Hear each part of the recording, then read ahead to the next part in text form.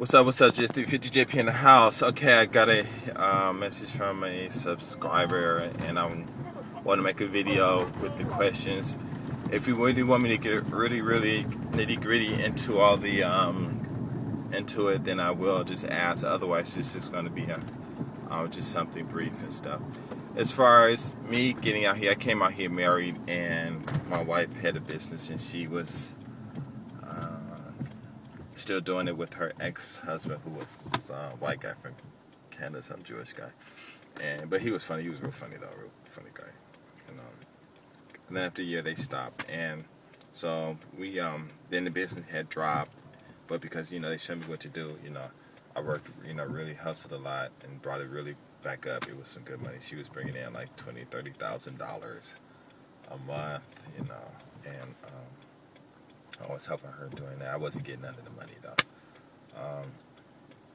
I was getting money by pachinko and stuff like that. Because, in Japan, wives take care of everything. So, and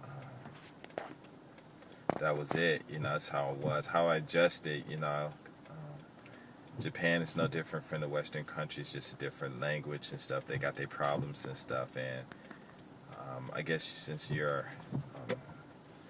going to be married and stuff, you'll understand those as soon as you get here and stuff like that. As far as adjusting again, it's really easy. I mean, you walk down the street, the police don't bother you, the people don't bother you.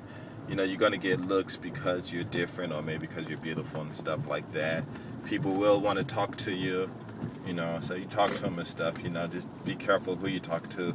Understand early in the conversation, if this person's worth talking to or not. If they're not, then just say, hey, I'm gone, and I got something to do.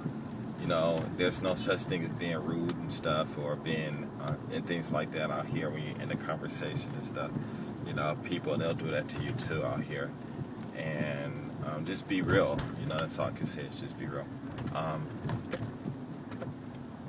I worked with her for 4.5 years. For those 4.5 years, I knew nothing about this English stuff at all until we had divorced. And we didn't divorce until we had separated. I ended up moving down to Wakayama, and it was about like a year and a half or 2 years after that when I started learning about this English stuff. And how I got into the English game was one of my friend's brother from Canada. He went to an interview to, look at this guy in front of me. He is just so slow. And he had an interview and went in, but he didn't want to do the job because it was teaching kids, and he wanted to teach adults. So the lady asked him, and he called me, and I went in for the interview, and I did really bad because I didn't know anything about the teaching kids or anything, but because I had a good rhythm, she hired me and stuff and started training me and things like that. It was very, very, very interesting. Everything was really interesting. Let's see what else. I gotta park. Wow, that space is like really tiny. Okay, anyway. So anyway, she hired me, and she trained me, told me what to do, so I just did exactly what she said, and the kids, they advanced, but then later on, I started doing my own thing, and started teaching them. What it was I just changed my whole attitude of how I looked at these children, and I said, well, hey, I'm just going to do it like this, and I changed up, and bam, now it got really easy and stuff, and it got to the point where I was able to open up my own school, and I had a whole bunch of privates and stuff like that. And then I wanted to quit her job, but I'm in this one place, these parents really liked the way I taught, so she wanted me to stay, but I told her I didn't want to work on a Saturday. But anyway, we negotiated. I ended up getting like $60 to teach, for an hour and stuff like that, which was really cool to me and stuff like that. Let's see what else.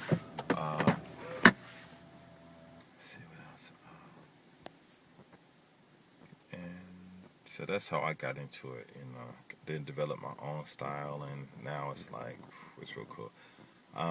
As far as I think I didn't even look.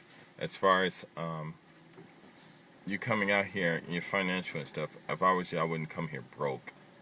You know, um, you're gonna go through a lot of money real quick. Looking for jobs, I would start now. And get your feet wet to see how things are and see how what people say and stuff like that. There's three kinds of places you'll be working at. You work in schools, or you work privates, or four. Privates would be your own thing, and then so it's three. Or you work for someone else, and if you work in other people, remember if you're working for these other private schools, you still got to deal with personalities. If you work with a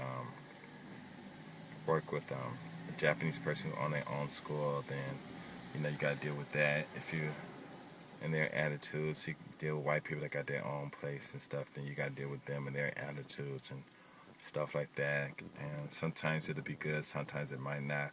But you have to really understand the whole. You have to understand the whole. How can I say that? The whole.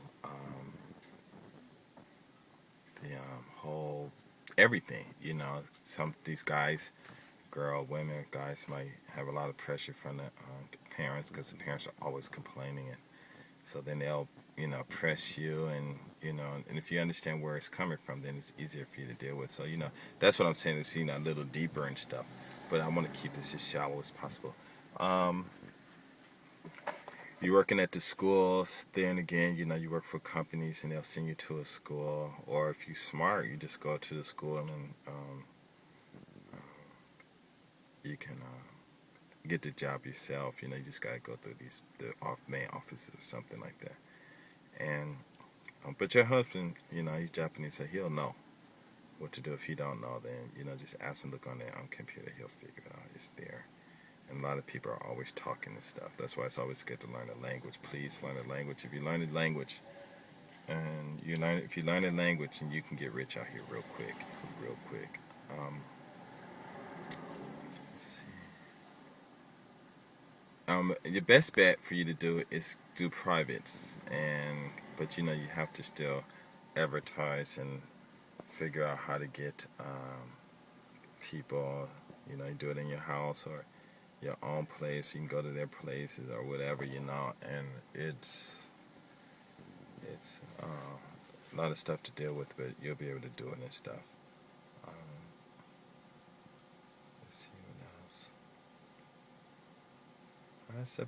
That's about it. As far as dealing with the people, it's probably no difference than dealing with the states, except for you don't have to deal with the racism, everything thrown in your face is white this, white is beautiful, and all that stuff. Then I have it out here, everything is Japanese, and if you don't watch TV, and you don't have to worry about it. Some people do watch TV, but it's Japanese, so they show the Japanese stuff and things like that. For me, it's pretty easy. I just go to work, do what I got to do what I want to do. Share the information with other brothers around the world, let them know, especially in America, let them know, hey, things are much better outside, and don't believe the hype and the BS and stuff like that. But you come out here, and you're going to have this period of your fantasy, like, wow, I'm in Japan and stuff like that. Enjoy it, but learn at the same time. But be careful, because when it goes away, it's gonna be just like you living where you're living at now. And out here, if you don't keep yourself entertained, it's gonna get boring really, really quick. I mean, really quick. So you have to always find something to do and keep yourself entertained and stuff like that. Let's see what else. Let's see what else. That's pretty much it. If you want to know anything else, then let me know. But when you come over here, the most important thing is everything in your mind. You're going to clear it out and start over. Just clear it out and start over. And when people are staring at you, don't get upset or anything. Get rid of all that stuff, because it's probably more than likely it's a good reason why they're staring at you. and things like that. So if you can deal with that, if you can crush that, then you'll be okay. I'm out.